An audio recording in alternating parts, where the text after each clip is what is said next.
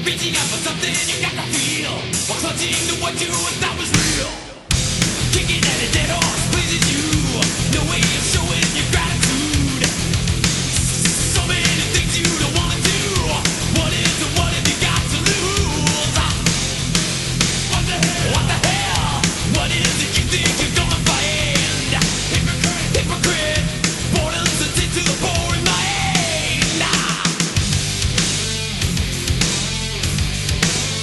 Hello there, Starscream back for a review, and this time it's a very popular character. And as we know, it comes as no surprises, because at the beginning of this review, it's going to be Bumblebee. Now, this is Generation 1 Bumblebee, so no prizes for guessing that either. As we know, the actual head moulding for Generation 1 Bumblebee was of a previous toy line, and that's why the face doesn't bear any resemblance to the cartoon. They've done a reissue one of this one. He's in white or grey. He's a Decepticon, and he does have the proper head moulding. I think they re-released this with the right head moulding, but that's the toy we all know and love as kids. Most people had a Bumblebee or a Cliff Jumper, primarily because when your parents bought you a Transformer toy, they were the cheapest one in your shops. Unless your parents were the Rothschild, you weren't going to get a bigger toy, were you? You weren't going to get Prime. You're going to get little Minibots. So they were a popular toy line, little Minibot toys, and he's arguably one of the more popular. Now, we know Bumblebee, how he is depicted in the cartoon show. He's always trying to make up for his unfortunate lack of size. He tries to emulate Optimus Prime as much as he can. He tries to do everything in his power to endear himself to the other Autobots, because, in all fairness, they do piss-take him a little bit. And as regards that, he makes best friends with Spike. Now, he has a very good relationship with Spike, and the two of them are practically inseparable for all of the seasons of Transformers, including the moon base, where they're on a moon base. Including the moon base, where they're on a moon base. Including the movie, where they're on a moon base. How the hell did I mess that up? Yeah, so that's kind of bizarre, but they're trapped on a moon base together in the movie. But there you go. Bumblebee's a good character. He's an all-round nice guy, as far as I can tell, out of the show. He never did any harm to anybody. And that was his whole goal in life. He just wanted to look out for the humans and back up the Autobots. And this is an on-running thing for all the seasons of the show. So I don't really need to introduce this guy to you too much, do I? Now, there's varying forms of Bumblebee. Now, as we know, he dies and gets brought... Well, he gets shot and blasted up in the Return of Optimus Prime and comes back as Goldbug. I kind of like being Bumblebee. No, forget, I'm not doing that. But yeah, he comes back as Goldbug, and that's how we leave him in the cartoon show. Now, in the comics, it's a bit different. He's blasted by Death's Head, and Wreck-Gar rebuilds him into Goldbug. Now, he dies again later on in the underbase because Starscream kills him, and then Ratchet brings him back, as we know, as a crappy pretender, as Bumblebee, not Goldbug, because he personally preferred Bumblebee, not Goldbug. So this is the only Goldbug toy that I know. Now, somebody's going to post something saying, yeah, there's another one. Well, I'm sorry, I haven't got another one. If there is, I don't have it. Right. So he's been so popular, this guy. They've done a classics one of him. The character line behind the classics is a little bit different. I'm not going into the ins and outs. I'm just trying to show you the toy. Not a bad toy. The mouldings for the head's quite nice. Recoloured yet again into Cliff Jumper, aren't they all? And they did a Botcom exclusive called Bug Bite. And he's a bad guy. Well, he's a double agent. He plays both sides, but we're not here to talk about him. Okay, so Bumblebee's popular, isn't he? He's so popular that he makes it into the film. His leg's fallen off. Grief! I only just got this thing. Right there, give me a sec. Great on camera, isn't it? Right. That's probably not in, but there we go. Makes it into the movie as a Camaro. Not a Volkswagen, because Volkswagen have either pulled out of it, or I think it's because of German and Hitler liked the car. I can't remember the ins and outs of it, but he's in the movie. And the irritating thing in this, he doesn't talk. Why can't he just talk?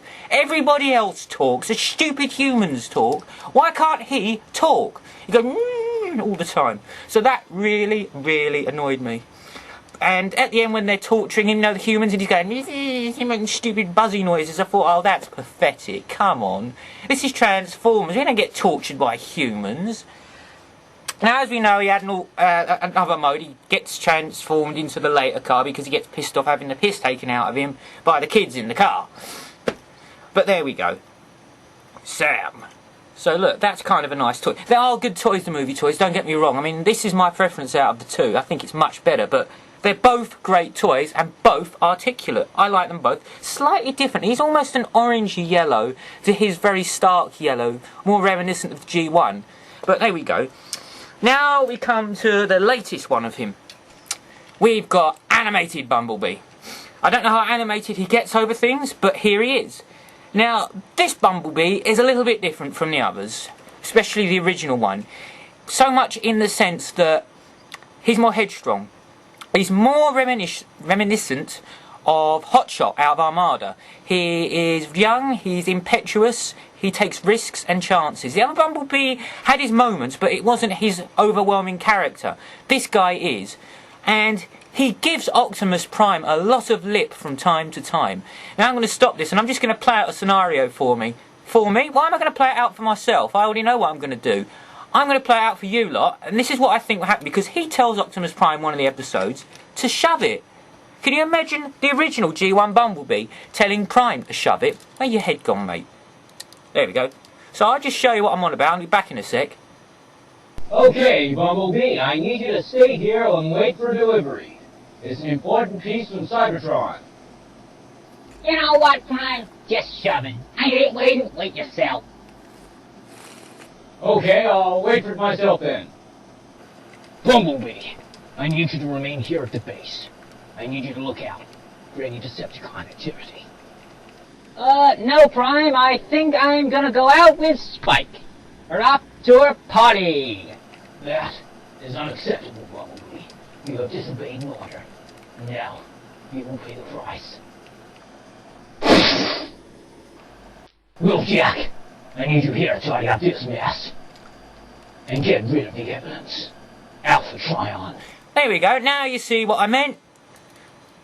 He wouldn't have lived 2 seconds doing that kind of malarkey now, would he? No, you wouldn't, and you know it. This guy just does what he wants. As I said, he's young and impetuous. He has a great relationship with yet another human. A little girl character in the thing. Was it Sarah? I always forget her name. Sundak, isn't it, the father? Oh, it's a family name.